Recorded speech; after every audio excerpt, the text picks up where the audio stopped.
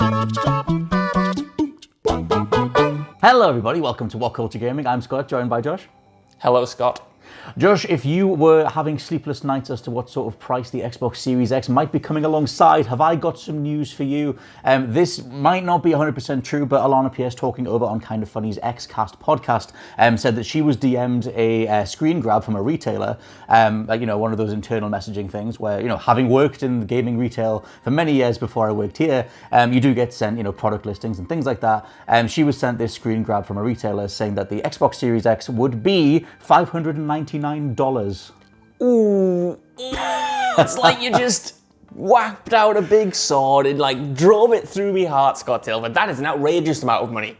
It is a bit, isn't it? I mean, the thing is, they have also said, we can go back to that controller that leaked last week, saying that they're going to do the Xbox Series S, which is meant to be the more affordable model, which I think frees them up, quote unquote, to just go full banana sandwich. Here's the premium one that's $600, going forward, because they can just go, oh, but you don't need to pay it. You can do the other one if you need to. Don't worry, we're not anti-consumer or whatever. And they can literally make the Series X this stupidly over-the-top monolithic slab of premium gaming. Yeah. So there is that. I will chuck in alongside that, if you go back to that leaked controller, they released according to the strip that was attached to that, this is from the Xbox Series X controller that leaked last week. Someone managed to get a hold of one and posted it on Twitter, and the box that it came in, it was of a website that apparently aren't especially legitimate. Well, they're not especially legal, apparently. They managed to get a hold of this controller in whatever nefarious means they did, and one of the packaging materials that came alongside the controller said that it shouldn't be put on sale or revealed until November the 6th. So it seems like we have the Xbox Series X coming at $599, or pounds, I guess,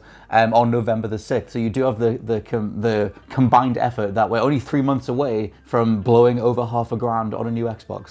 Well, that's it. We're only 3 months away, Scott Tilford, and apparently because of the Halo Infinite delay, we're not going to get any more information on the Xbox Series X until September now, which puts us 2 months out, especially if we've got this early release date, this November 6th release date. It's just... You know what, every single time I think this year just can't top itself in terms of sheer audacity. It goes on to do so. And I don't think, $599 obviously that's a hefty chunk of change. That is a lot of money. But I do think you're right in that if they do go down this route, or, $550 or $500 or whatever, I feel like they're going to lean on the Xbox Series X, which we still don't officially know about, as the kind of alternative, entry-level budget version of next gen that, is open to everyone. And if you want a little taste, you can jump in on that end and still, get Game Pass, still buy into Xbox as a platform and experience all of those games, whilst kind of avoiding that price point being kind of like a death blow.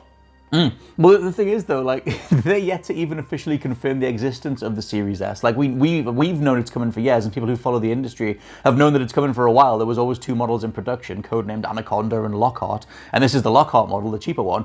But they now no longer have, because Halo Infinite's delay, they now no longer have a game to hang those consoles on. So they're kind of they're at this weird backstep at the minute where they're just sort of they can get in there and be like, hey, we have another version of the new Xbox, and it's like, hey, why should I get that? And then they just go, you can play your old games, you can spend the money to play the budget version, which is closer to the one that you already have.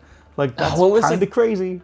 I don't know where I would go if I was not doing this as my job at the moment. If I was looking at it, say if it is $599 and you've got this kind of high-end tier version and you've got the entry-level version, I think I would be swayed towards the entry-level version and then getting kind of the base PlayStation 5 or whatever, just to kind of have both. Because like you said, at this moment in time especially, the $599 version or whatever it's going to be almost seems like a future investment, kind of like you're future-proofing the consoles for when things do eventually come around. And all next-gen machines have kind of functioned like that in a way. You never get the best games until 2 or 3 years or 4 years into a console cycle. So there's always an element of future-proofing to it. But I think especially now more than ever, because they don't have, Halo, they don't have anything must-play when it comes to kind of first-party exclusives that will take advantage of kind of the beefy specs in this beefy price version.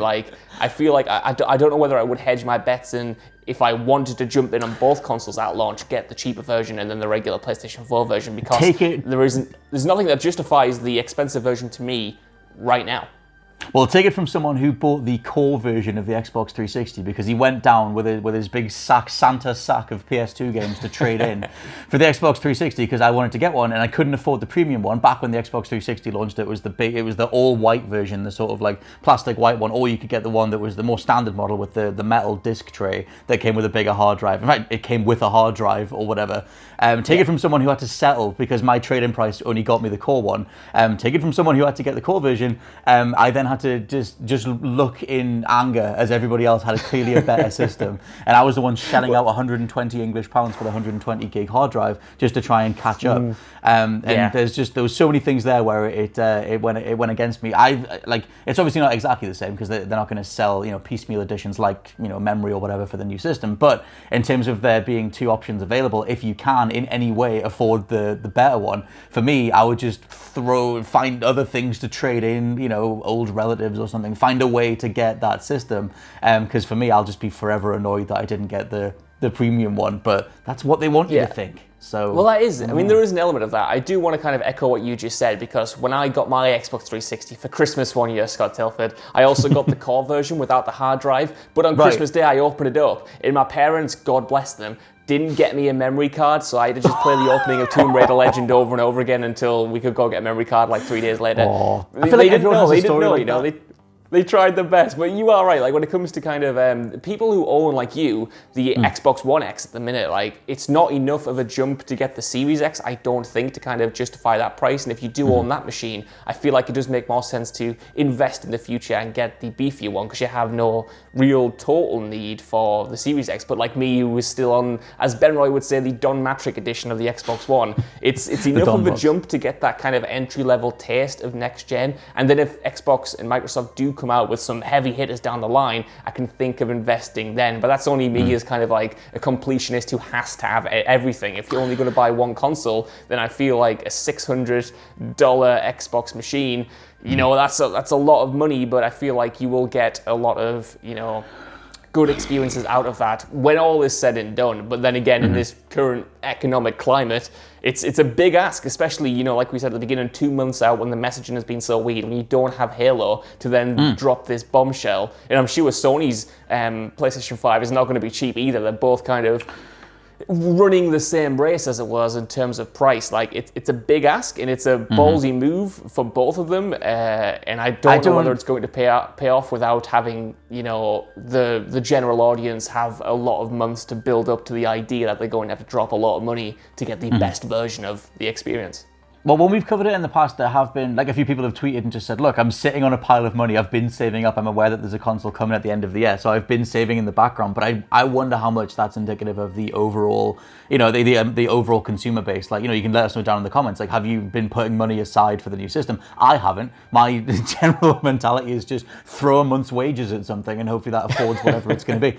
So, like, I mean, yeah, and even in regards to sort of like waiting it out, or that idea of the value proposition based on the fact that they already put out the Xbox One S and the One X. Like, I have a One X as a stupid Black Friday purchase from last year, and as a complete maniac, I'm going to buy the Series X. I don't want to spend £600 on a system that plays a slightly cleaner version of SSX3, but I'll do it. I want to play those games, Spec Ops: The Line, but it depends on what else they can bring. And I think, like having a premium price point without a premium game alongside it, without a premium answer to that question of, oh, why would I pay this? Like they're just falling back on like, well, it's the most pristine version of all the games you've already played, and that ticks boxes and makes people like us smile and people who like follow us and stuff, but. I don't know. It's if this is what they go with, and again, you can take it with a pinch of salt because it could be a placeholder. But according to Alana Pierce, and like obviously, like I said, I've worked in retail and stuff as well. You do get word of these things ahead of time. That's that thing where if they can't answer that question, maybe it is just going to fall apart again for the rest of this year, and it's going to take something like Halo to turn it all around again. But that's going to be next year.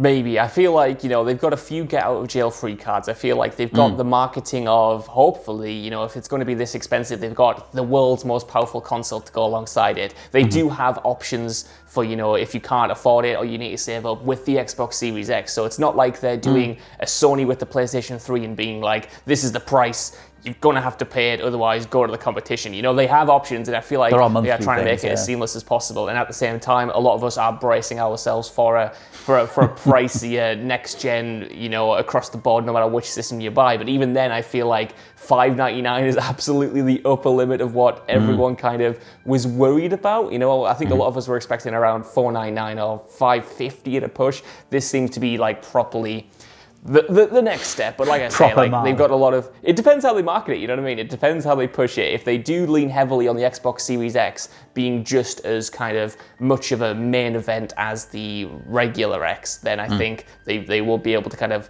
avoid much of the backlash that Sony did back in 2006 or wherever they announced the PS3. Yeah, you would hope so. I just, like I said, you can just see all those conversations between teenagers, children, or anybody that has to rely on a parent or someone else as a gift being given. Like, you know, the ways that you acquire consoles before you have the ability to buy it yourself, and then just saying, "Oh, Mom, I really want the new Xbox," and she's like, "Why?" And he's like, "I don't know, like because it's got, I just want it. It's the thing." And I think it's a hard way for it to go.